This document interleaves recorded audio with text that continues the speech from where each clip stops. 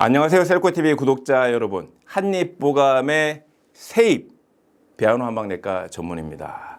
오늘 제 앞에 나와 있는 것은 여기 보시는 것처럼 이제 레몬이 나와 있는데요.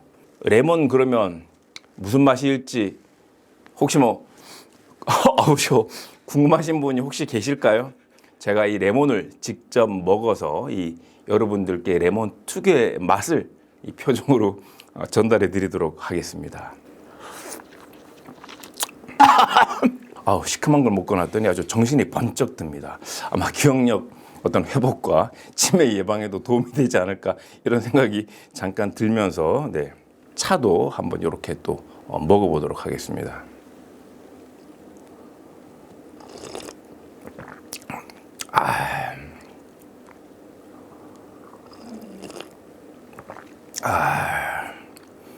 이제 생강차가 몸을 좀 일방적으로 따뜻하게 해준다 그러면 레몬은 갈증도 해소해주고 식욕도 증진시키면서 몸도 따뜻하게 해주는 그래서 이제 생강에 비해서 조금 더 다이나믹한 그런 효과를 우리가 이제 기대해 볼 수가 이제 있는 거죠. 맛있다. 이어지는 강의에서 제가 연결해서 설명드리도록 하겠습니다. 오늘은 이제 레몬에 대해서 한번 살펴볼 겁니다. 레몬 모르시는 분들이 없고 레몬은 약간 기호에 따라서 좋아하시는 분들도 있고 또 싫어하시는 분들도 계신데요. 레몬이 한자로 뭘까요? 영어로 레몬은 많이 들어보셨는데 레몬이 한자로 뭐냐면 영몽이라 그럽니다. 영몽. 패스하셔도 됩니다. 아무튼 영어로만 아시기 때문에 한자로는 영몽이라고 부른다. 아시아권에서는 그렇게 아시면 될 것 같고요. 사실 이제 레몬 그러면 비타민 C의 고전적으로 가장 강력한 그리고 가장 중요한 공급원입니다. 이 비타민 C의 이제 가장 중요한 공급원이죠. 그래서 이 레몬을 섭취하느냐 안 하느냐에 따라서 괴혈병의 발생 여부가 예전에 선원들에게 되게 있었죠. 그거 이따가 다시 설명을 드릴 거고요. 레몬 그러면 이제 한약적 양리 개념에서는 3대 그 효능이 있는데 한 가지가 뭐냐면 행기, 기운을 막 돌려줍니다. 그런데 이런 것은 대개 유자, 탱자, 오렌지, 그리고 이제 한자로 이제 감자라 불리는 단맛이 나는 그런 귤 오렌지 속, 그리고 이제 레몬 이런 것들은 기본적으로 껍질 속에 정류 성분이 굉장히 많이 들어 있습니다. 그래서 디젤과 휘발유에 이어서 대체 물질로 개발하려고 그럴 때 예전에 많이 그 재료로 쓰였을 정도로 일종의 천연 식물성 기름 성분이 되게 많이 들어있거든요. 그래서 먹게 되면 인체 오장육부를 분명해서 돌려주는 작용을 하게 됩니다. 그걸 행기, 기운을 돌려준다. 그리고 두 번째 중요한 게 뭔가 입맛도 떨어지고 속이 니글거리고 밥맛이 없을 때 우리가 이제 레몬을 먹게 되면 상큼하면서 식욕이 돌아오죠. 그런 걸 위장을 전환시켜준다. 위장에 어떤 변화를 준다. 이런 표현을 쓰고요.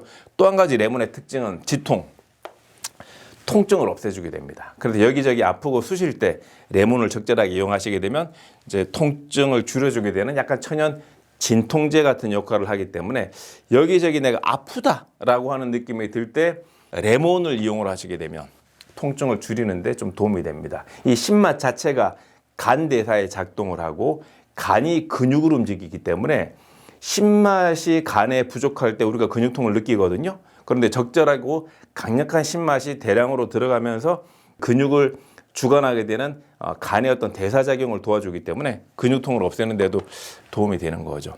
그 레몬의 어떤 활용도가 굉장히 많은데 사실은 레몬이 만성적인 가래랑 기침을 없애는 데 상당히 좋습니다.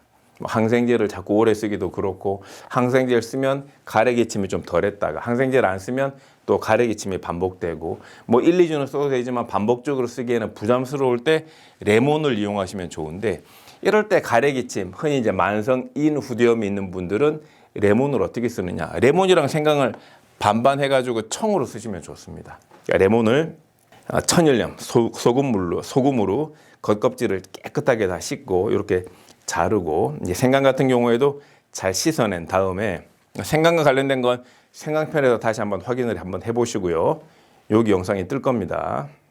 그래서 아무튼 이 레몬과 생강을 반반 절편으로 한 다음에 그 반에다가 그걸 합쳐서 반에다가 나머지 이제 백설탕을 반 그렇게 해서 한 달 정도 이렇게 절여 놓은 상태에서 꺼내 가지고 이렇게 뜨거운 물을 부어서 청 형태로 드시게 되면 만성적인 가래기침을 돕는데 이 레몬만한 게 레몬 생강청만한 게 없습니다. 그리고 또 레몬 그러면 앞에서 이제 말했던 행기 기운을 돌려주고 화위 위장을 좋아지게 하는 작용 때문에 나이가 들수록 저는 자꾸 배에 가스가 차요. 저는 뭐만 먹었다 그러면 설사를 잘해요. 저는 약간 속도 잘 미식거려요. 그래서 차 타고 멀리 못 가요. 버스를 타면 조금 덜한데 자가용을 타면 멀미가 나요. 또 반대로 자가용은 괜찮은데 버스를 타면 멀미해요.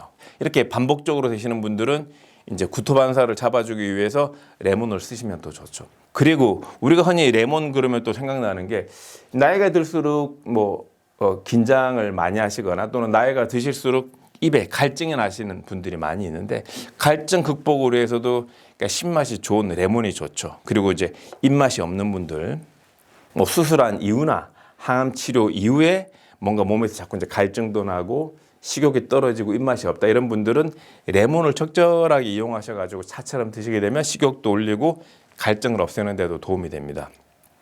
무엇보다도 결국은 비타민 C를 최근에 과학이 발달하면서 여러 가지 어떤 그 다양한 방식으로 미네랄 제제나 비타민 제제로 비타민 C를 공급할 수 있는 부분들이 많이 있긴 한데 또는 한편으로는 이렇게 인위적으로 만들어진 비타민 C의 공급이 또 논란의 여지도 사실은 많이 있습니다. 그래서 적정 섭취량, 권장량은 얼마냐, 운동을 했을 때는 얼마냐, 남녀노소는 얼마냐, 동량이 다르고 WHO 또 공고사항이 또 다르고 고용량 비타민이 많다 여러 가지 논란이 많이 있지만 사실은 천연물로 비타민C를 먹게 되면 그런 논란의 여지가 없습니다. 본인이 먹을 수 있는 만큼 먹게 되면 필요한 건 저절로 흡수가 되고 필요 없는 건 저절로 배출이 되니까요. 그래서 예전이나 지금이나 여전히 중요한 비타민C의 공급원으로 레몬을 비롯한 시트러스류들이 가장 강력한 비타민C 공급원이기 때문에 여전히 저는 제제로 약으로 드시는 것도 좋지만 이런 과일을 이용해서 드시는 게 좋다고 생각하는데 이게 이제 비타민C가 부족하게 되면은 혈관벽을 형성하는 어떤 그 콜라겐 합성이 잘 안 되면서 이게 몸에 이제 문드러지기 시작을 하는 겁니다. 그래서 이제 괴혈병이 이제 되는 건데요. 그래서 유명한 게 예를 들어서 1499년에 바스코 다가마 함대의 선원 170명 중에서 116명이 사망. 비타민C 부족으로 이루어졌던 거거든요. 예전에는 마른 육포라든지 마른 곡류 위주로 가져가고 비타민에 대한 개념이 없었기 때문에 선원들이 그냥 이유가 없이 8, 90%가 이제 사망하는 거죠. 근데 그걸 1747년에 훨씬 더 지나서 1747년에 영국 군의관이 혹시나 그러고 레몬을 선원들에게 공급했더니 그 괴혈병이 생기지가 않는 거죠. 그래서 그 뒤로 선원들에게 레몬을 공급하면서 저절로 비타민C가 공급이 되니까 이 괴혈병이 없어지게 되면서 향후에 1900년대 들어서 비타민C가 발견하게 되는 어떤 역사적인 어떤 그런 계기가 이제 되는 겁니다. 최근에 이제 비타민C 논쟁이 갈수록 많아지는데 2013년도에 코크란 리뷰라고 해서 가장 저명한 코크란 리뷰가 여러 가지 과학적 근거에서는 마지막 파이널이라고 할 수 있는데 2013년도 코크란 리뷰에 비교 논문, 그 메타 분석한 비교 논문이 있는 건데요. 그러면 비타민C가 좋다 그러는데 다 좋으냐 비교를 해봤더니 운동을 정말 많이 하신 분들, 운동을 정말 많이 해서 에너지 소모가 많이 되신 분들은 감기 같은 증상을 예방하는데 효과가 있더라. 그런데 일반인들은 비타민C를 먹었다고 하더라도 감기 증상이 예방되거나 도움이 되는 그런 결과는 없더라. 이런 부분들이 있습니다. 그래서 여전히 이제 비타민C는 그런 강제적인 공급도 중요하겠지만 일상적으로 이제 레몬 같은 걸 이용해서 하면 좋을 것 같고요. 그런데 이제 요즘은 이 레몬이 비타민C라기보다는 전반적으로 보면 이 안에 들어있는 정류 성분 중에서 리미노이드라고 하는 성분들이 대표적인 항산화 물질이고 또 이제 항노화 물질이기 때문에 이제 먹었을 때 피부를 좋아지게 하는데 상당히 도움이 많이 됩니다. 그래서 고전적으로 레몬이 괴혈병을 예방하는 비타민C의 어떤 공급원이었다면 요즘은 이제 비타민C가 풍부한, 과일이 풍부한 시대이기 때문에 그런 것보다는 피부 개선 목적으로 많이 쓰이게 되죠. 그래서 이제 논문을 몇 편을 이제 찾아봤더니 한국에 나와 있는 논문, 주요 논문들이 대부분 다 뭐 무좀과 여드름, 그리고 또 이제 항산화 보습, 항균성으로 이제 화장품의 원료, 그리고 또 이제 한편으로는 이 레몬 자체가 좀 수면을 완화시키는 이 행기작용, 화위작용, 뭐 지통작용 이런 거로 인해서 레몬을 가까이 했더니 수면에 도움이 되더라. 이런 논문들이 있는데요. 전반적으로는 이 리미노이드 때문에 피부 개선하는 쪽으로 최근에 가서는 조금 발달을 하고 있고요.